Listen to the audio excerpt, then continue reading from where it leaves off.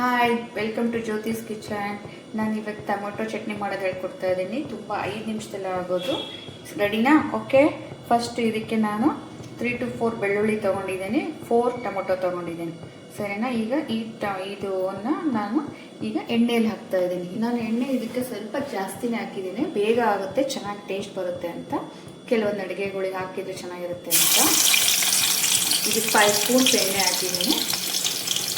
ಈರುಳ್ಳಿ ಇವಾಗ golden colour ಆಗಿದೆ. ಇವಾಗ ಸ್ವಲ್ಪ ಜೀರಿಗೆ ಹಾಕೋಣ, ಆಮೇಲೆ ಸ್ವಲ್ಪ ಇಂಗು ಹಾಕೋಣ. ಇದಕ್ಕೆ ಇಂಗುವೇ ತುಂಬ ಟೇಸ್ಟ್ ಕೊಡೋದು. 5 ಮಿನಿಟ್ಸ್ ಆದರೂ ಫಸ್ಟ್ ಬೇಯಕ್ಕೆ ಬಿಡೋಣ. ಒಂದು ಪ್ಲೇಟ್ ಮುಚ್ಚಿಬಿಡಿ, ಸ್ಲೋ ಫ್ಲೇಮಲ್ಲಿ ಇಟ್ಬಿಟ್ಟು. ಇವಾಗ ನೋಡಿ 3 ಮಿನಿಟ್ಸ್ ನಾನು ಇವಾಗ ಈ ಥರ ಸ್ವಲ್ಪ ಕೈಯಾಡ್ತಾನೆ ಇದ್ದೆ, ಇಲ್ಲಾಂದರೆ ಅಂಟ್ಕೊಂಡ್ಬಿಡುತ್ತೆ ಅಂತ.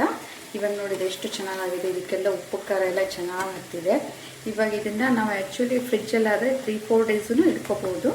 ನೀವು ಇಡ್ಲಿ ದೋಸೆ ಇದಕ್ಕಾದ್ರೂ ತಿಂಡಿ ಚೆನ್ನಾಗಿರುತ್ತೆ. ನೋಡಿದ್ರೆ ನಮ್ಮ ಟೊಮೊಟೊ ಚಟ್ನಿ ರೆಡಿ. ಇದು ಆ್ಯಕ್ಚುಲಿ ಇದಿದ್ದರೆ ಮನೆಯಲ್ಲಿ ಇದು ಎಲ್ಲದಕ್ಕೂ ಸೂಟ್ ಆಗುತ್ತೆ. ರೈಸು, ಚಪಾತಿ, ಪರೋಟ, ಮಕ್ಕಳಿಗೆ ಇಷ್ಟ ಆಗುತ್ತೆ. ಇದು ದೊಡ್ಡವರಿಂದ ಚಿಕ್ಕ ಮಕ್ಕಳಿಗೆ ಎಲ್ಲರಿಗೂ ಇಷ್ಟ ಆಗುತ್ತೆ. ಟ್ರಿಪ್ಪಿಗೆ ಕೂಡ ತಗೊಂಡು ಹೋಗ್ಬೋದು. ಟ್ರೈ ಮಾಡಿ. ಇದನ್ನು ಸಾಫ್ಟ್ ಚಪಾತಿ ಜೊತೆಗೆ ತಿಂದರೆ ಇನ್ನೂ ಚೆನ್ನಾಗಿರುತ್ತೆ. ನನ್ನ ಚಪಾತಿ ಲಿಂಕ್ ಇದೆ, ನಿಮಗೆ ಕಳಿಸಿ. ಈ ವಿಡಿಯೋ ಜೊತೆಗೆ ನಾನು ಚಪಾತಿ ಮತ್ತು ಪರೋಟ ಲಿಂಕ್ ಕೂಡ ಅಟ್ಯಾಚ್ ಮಾಡಿದ್ದೀನಿ. ನೀವು ನೋಡಿ ನಿಮ್ಮ ಮನೆಯಲ್ಲೇ ಮಾಡಿ, ಓಕೆನಾ? ಟೇಸ್ಟ್ ಮಾಡಿ, ಇಷ್ಟ ಆದರೆ ಸಬ್ಸ್ಕ್ರೈಬ್ ಮಾಡಿ.